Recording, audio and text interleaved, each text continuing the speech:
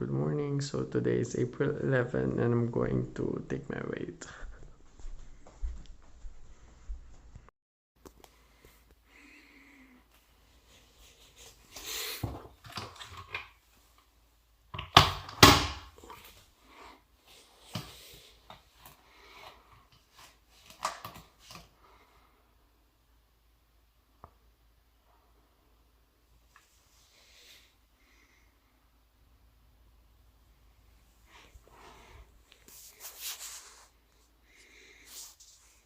So today I'm 74.9, so I can say that 75 kilogram.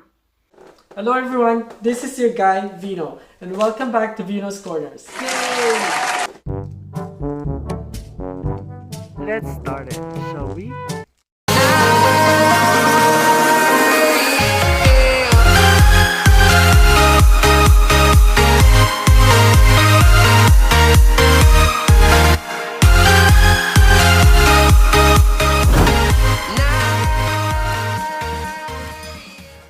Medyo matagal-tagal na rin tayong hindi nag-upload ng video, kaya naisip kong i-share sa inyo kung paano ko pumayat ng ganito, or ano yung sikreto ko kung paano ako nag-lost ng weight. Kung napapansin nyo guys, medyo maluwang yung damit ko ngayon para naman makita nyo kung gaano kalaki ang pinayat ko. Who says keto is boring? Tingnan nyo guys, nakakapag-ice cream pa nga ako. So this one is keto ice cream. Pag move ko dito sa Amerika, bukod sa lumapad ako ng sobra at naging unhealthy ako, naramdaman ko na every time umakit ako ng hagdan, hinihingal ako, ang blood sugar ko ay sobrang taas, and ang BP ko tumaas din. One day, it was raining and I think my serotonin drops a lot, na parang I feel really sad that day and wasn't happy about my life, given the fact that I put on a lot of weight. So napaisip ako na sabi ko na I need to do something. Hanggang sa biglang nakita ko yung advertisement sa YouTube about keto diet. Then after that, I did a lot of research about keto diet hanggang sa sinabi ko, enough. I will do this. I will do keto diet. Ano ba ang keto diet?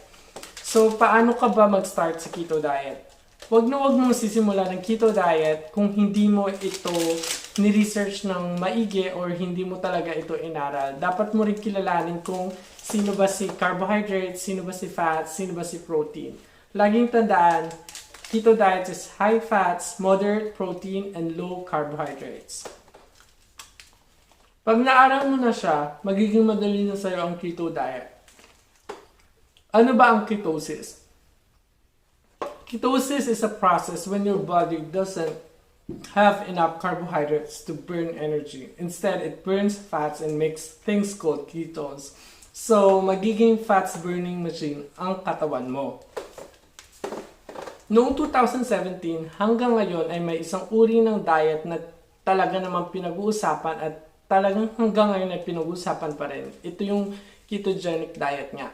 Maraming Filipino at international celebrities ang gumawa nito. Bakit sumikat ito? Kasi di tulad ng ibang diet, di niya iniiwasan ang taba. Mantika, lechon, bacon at kung ano-ano pang sinful foods o yung mga tingin natin ay nakakasama sa ating katawan. Ano ang kaibahan ng keto diet sa ibang diet? Di tulad ng ibang diet, this kind of diet ay maaari kang kumain ng mga fatty foods. Guys, I wanted to emphasize na good fats ang kainin nyo hanggat maaari.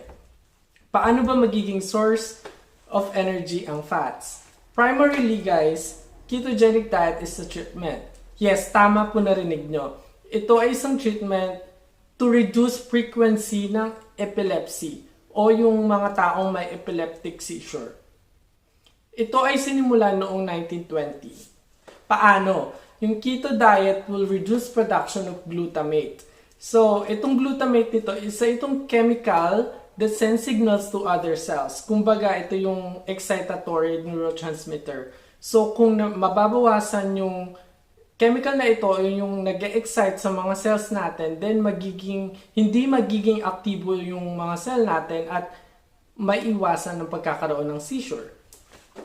Paano ito nakakapayat? Alam naman natin na ang glucose and carbs ay ang ating source of energy. So when wala tayong carbs or glucose or meron tayong glucose depletion, mapipwersa ang katawan natin to metabolize fats para maging compound na tinatawag natin ketones.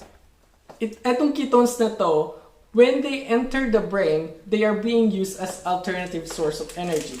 So sabi ko kanina, magiging fat burning machine yung katawan mo. Mas mainam guys na uminom ng maraming tubig habang naka-keto diet. It's really interesting guys kasi bago ako mag-start ng keto diet, pre-diabetic na yung sugar ko. And then nung tinake ko randomly yung blood sugar ko, normalize na. Ang keto diet will reduce blood sugar and insulin levels. What? Yes! Ito ay napakabisang paraan para sa mga taong walang diabetes. Pero kung ikaw ay diagnosed na may diabetes ka, syempre, mag-hypoglycemia ka, so hindi siya advisable sa mga taong na-diagnose na may diabetes. So bago kong umpisahan to, pre-diabetic state ako, then na-normalize na yung blood sugar ko nung nag-keto diet ako. Isa pang tatandaan nyo guys na habang nag-uumpisa pa lang kayo, this is not a crash diet na i-change nyo na lang yung diet nyo tapos within a week, babalik kayo sa normal. Kasi ito ay slow process guys. Slowly lang guys kasi mahirap din pag biniglaan yung katawan nyo. Halimbawa, kung kayo ay kumakain ng 1 cup of rice, pwede nyong hatiin to half cup of rice na lang.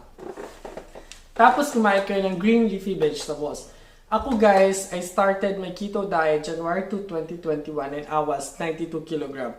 Napansin ko na kada week ako ay nag-loss ng 0.5 kg. Measuring after 16 days of ketogenic diet.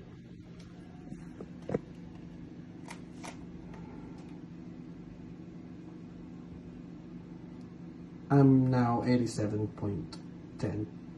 Ang target ko talaga noon initially ay 78 kg. Pero nung na-reach ko yung 78 kg, tinuloy-tuloy ko kasi natuwa ko sa result. So ito guys, papakita ko sa inyo yung trend or kung paano bumaba yung weight ko. So from 92 kg, January, ngayon ay 75 kg na lang. So guys, in total, I lost 17 kg in just 3 months. Not bad. So, nag-start pa lang ng keto. And also guys, syempre ang reason ko kaya ako nag-keto diet is for health talaga. May app ako na ginagamit guys na ang pangalan ay Keto. So bale, ito ay nagka-calculate ng macros mo. Pag sinabi natin macros, ito yung carbohydrates, calories, proteins, and fats. So guys, isiset mo lang muna yung kung ilan yung target mo na weight and ano yung current weight mo. Ang dami ko nang na-try na diet guys, pero talagang ang hirap. Sana naman sa susunod na Father's Day, wag niyo na akong babating Happy Father's Day. no. Hindi na ako dad bod. And sana rin, magka-abs na ako.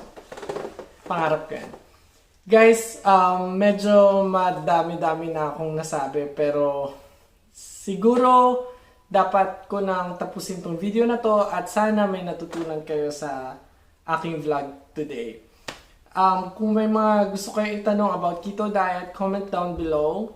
And don't forget to like, comment, and subscribe to my channel. And also, follow me on my Instagram when I explore the world. And see you guys next time. Bye!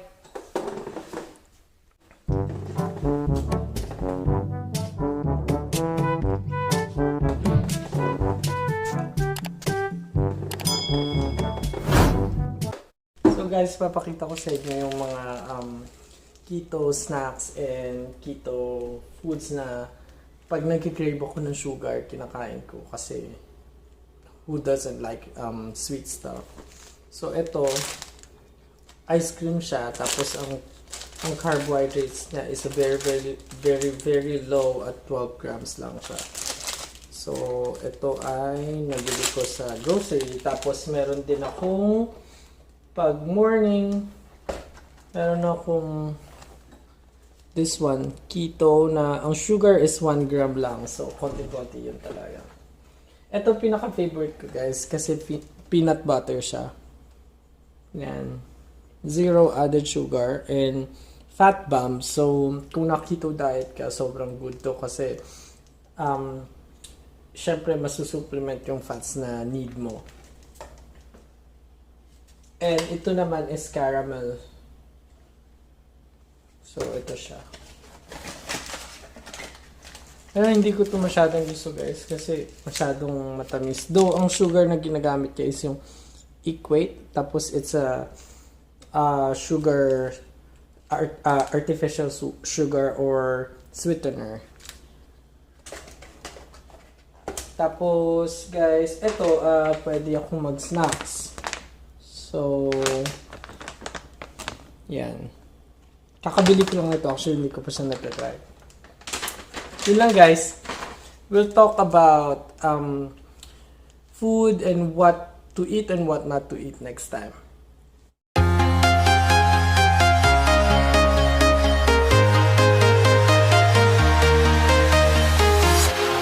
Walking alone, the streets are empty.